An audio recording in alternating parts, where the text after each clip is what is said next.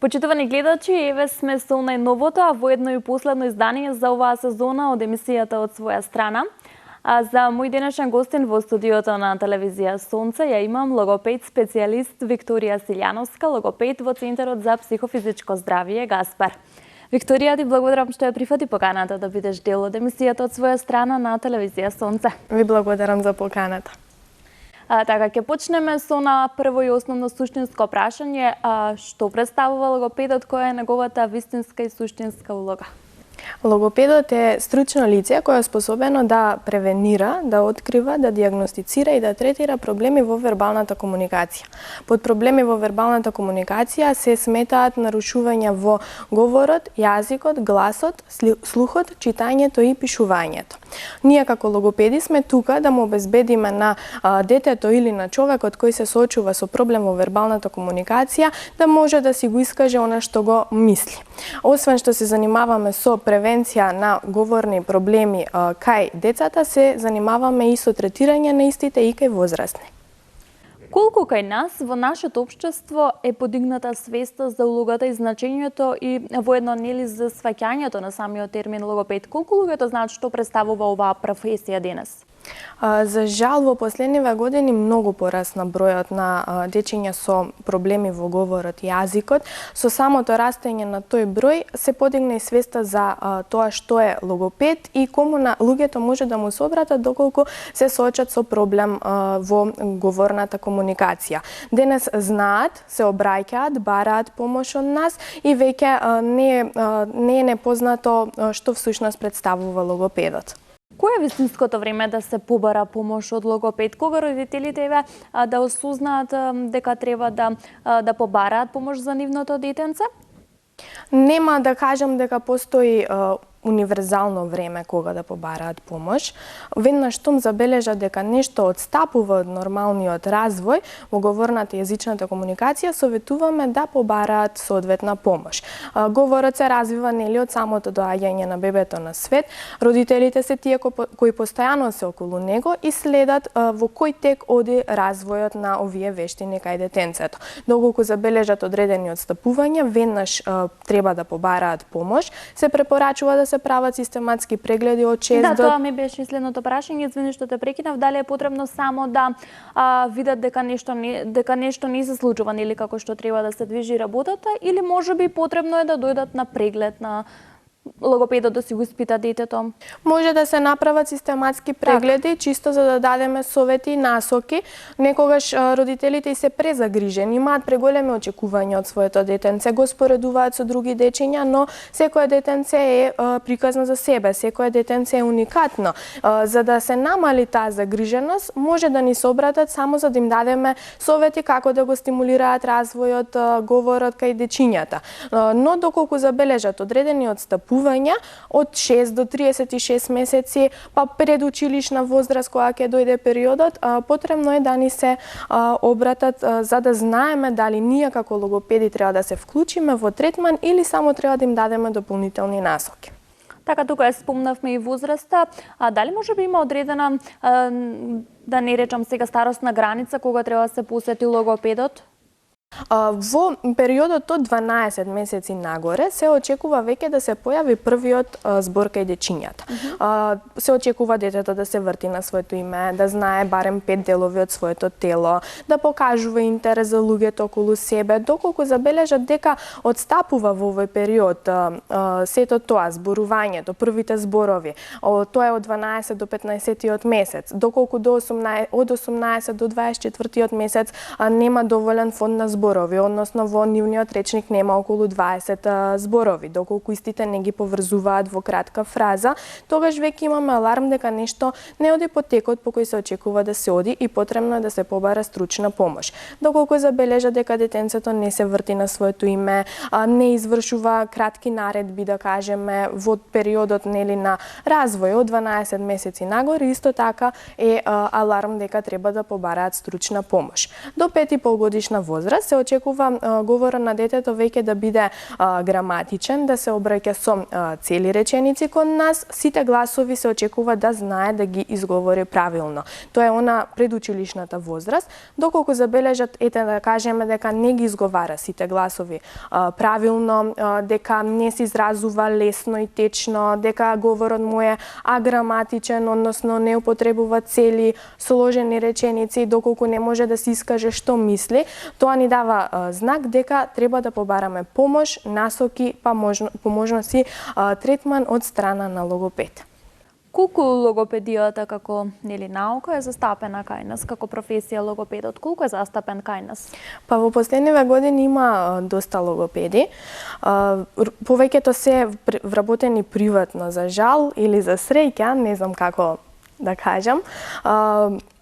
Има логопеди, работа нема за жал. Во малите градови поготово се случува на 40.000 жители да нема ниту еден логопед или па да има само еден и да не може да постигне да работи се.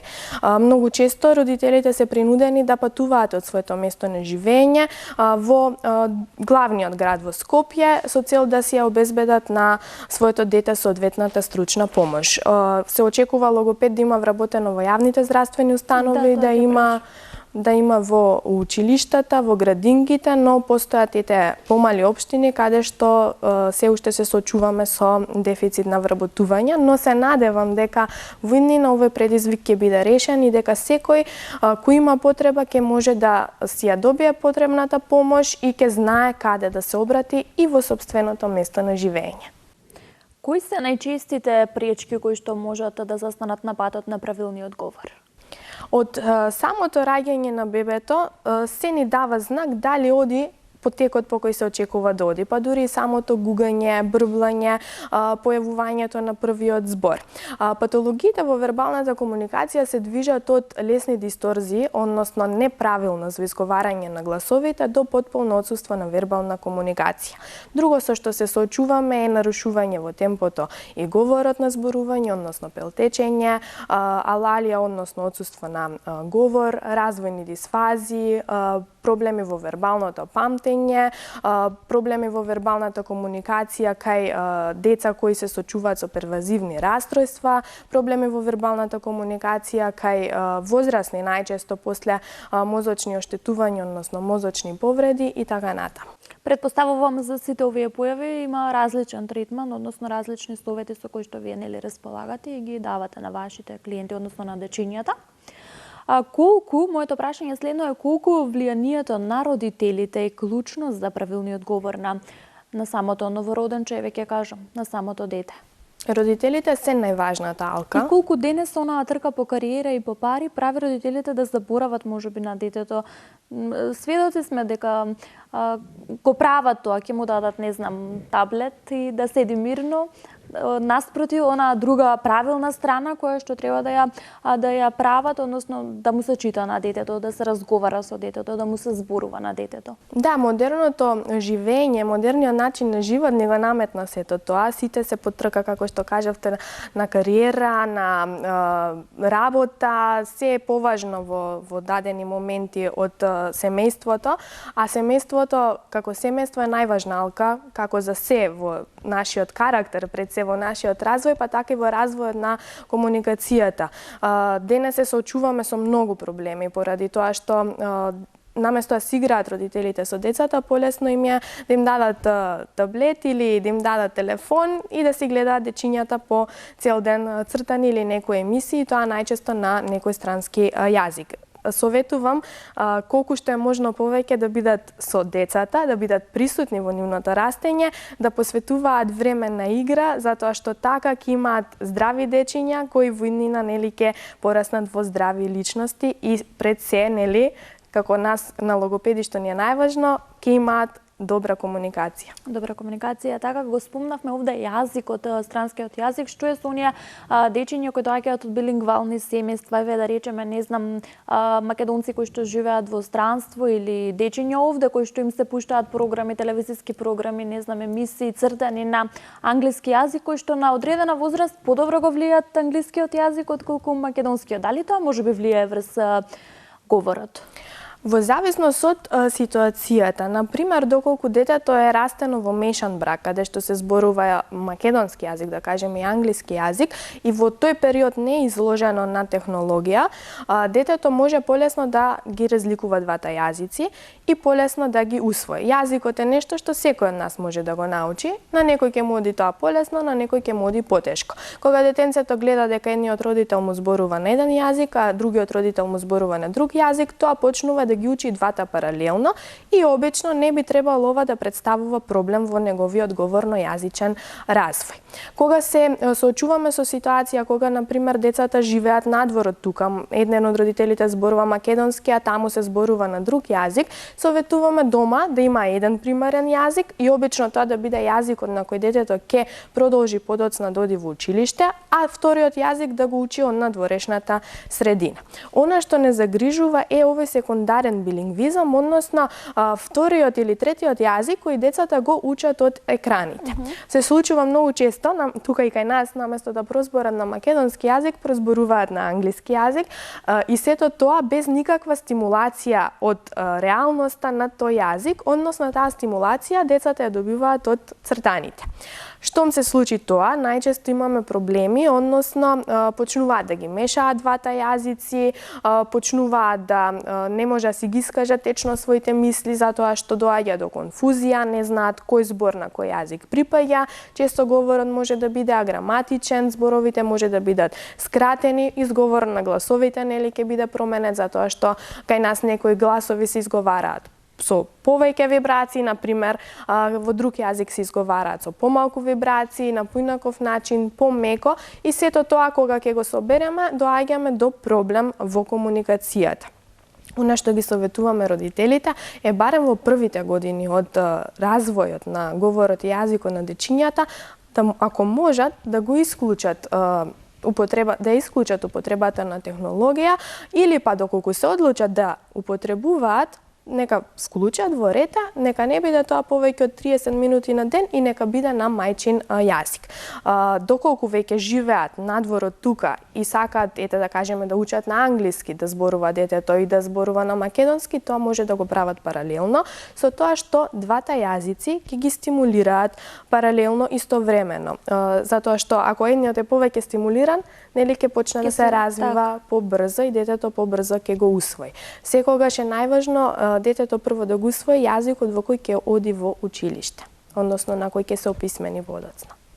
Одредени дечиња започнуваат да говорат порано, други подоцна. Која е најчесто причината за таквата временска разлика, за таквиот временски јаз и како најлесно да се стимулира говорот кај детето на самиот почеток? Точно знаеме кога треба да се појави нели првиот збор, првите кратки фрази, точно знаеме кој глас кога треба да се појави, но никогаш не сум за споредба помеѓу дечињата. Може некој детенце првпат ќе прозбори на 2 години и тоа ќе биде не еднаш, како што кажуваат родителите, доаѓаат на прв преглед и кажуваат детето прв збор кажа на година и пол и веднаш по кажувањето на првиот збор почна да ги поврзува во кратки фрази. Секојаш го кажувам тоа, може би веќе сум досадна, затоа што секоја детенце е приказна за себе и тоа е она што треба да се знае.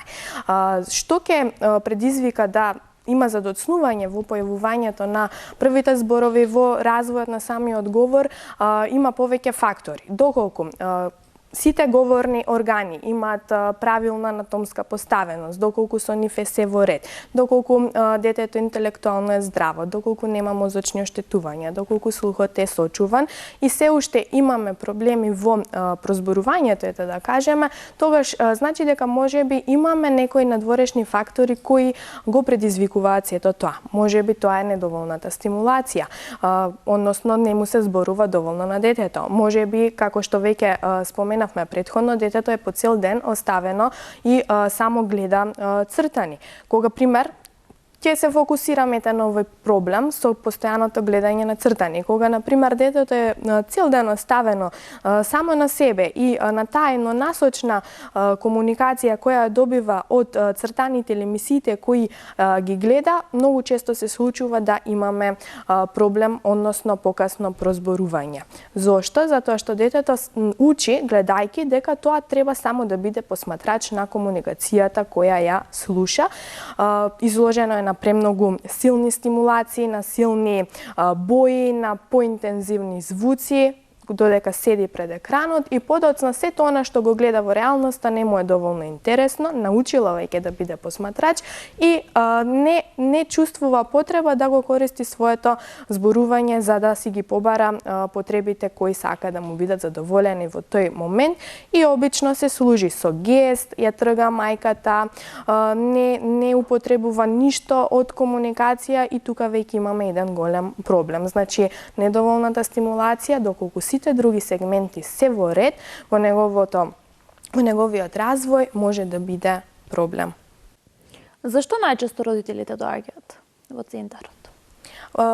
Обично некогаш ни се јавуваат само за совет, затоа што дали ќе го спореда детенцето со постаро братче или сестричка, дали ќе го споредат со врсници, па ќе забележат дека можеби некој глас не е уште добијан или го изговара неправилно, или па има чисто само на родителска грижа дали е се во ред, чисто се јавуваат само за да им дадеме совет понекогаш.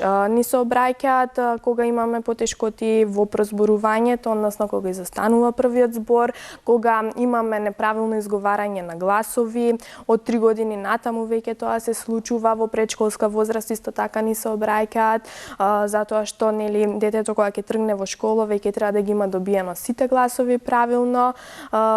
За аутизам, кога имаат проблем со аутизам, исто така, после мозочни повреди кај повозрасните најчесто, односно кога се соочуваме со нарушување, односно целосно губење на јазичните и говорните способности, кога има проблеми со пелтечењето и така натаму. Така, колку е предизвик работата со дечиња? Работата со дечиња ме исполнува.